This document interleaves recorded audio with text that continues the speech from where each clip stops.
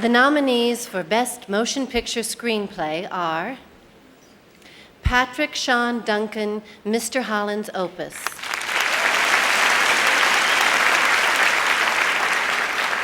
Scott Frank, Get Shorty.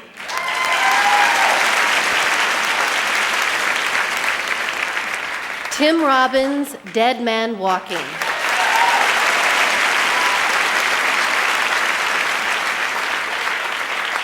Aaron Sorkin, The American President.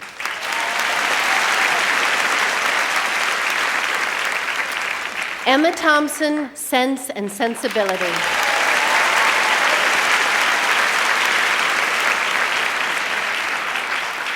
Randall Wallace, Braveheart. And the winner is Emma Thompson, Sense and Sensibility.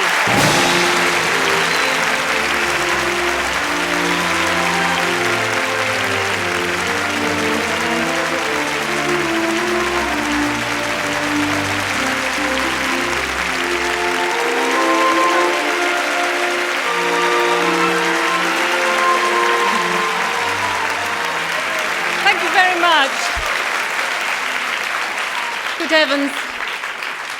I can't thank you enough, Hollywood Foreign Press, for honouring me in this capacity. I don't wish to burden you with my debts, which are heavy and numerous, but I think that everybody involved in the making of this film knows that we owe all our pride and all our joy to the genius of Jane Austen. And it occurred to me to wonder how she would react to an evening like this. This is what I came up with. 4 a.m., having just returned from an evening at the Golden Spheres, which, despite the inconveniences of heat, noise, and overcrowding, was not without its pleasures. Thankfully, there were no dogs and no children. The gowns were middling. There was a good deal of shouting and behaviour verging on the profligate. However, people were very free with their compliments, and I made several new acquaintances.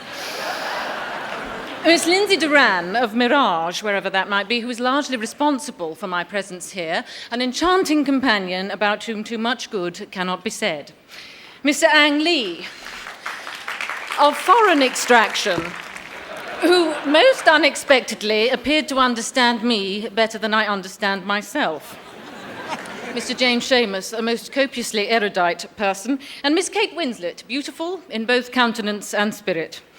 Mr. Pat Doyle, a composer and a Scot who displayed the kind of wild behaviour one has learned to expect from that race.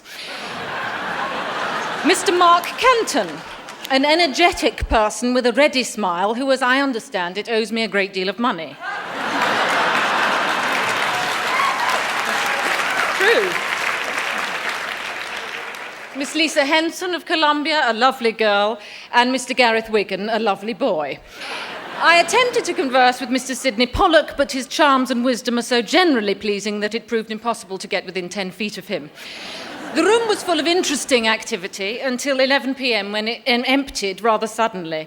The lateness of the hour is due, therefore, not to the dance, but to the waiting in a long line for a horseless carriage of unconscionable size.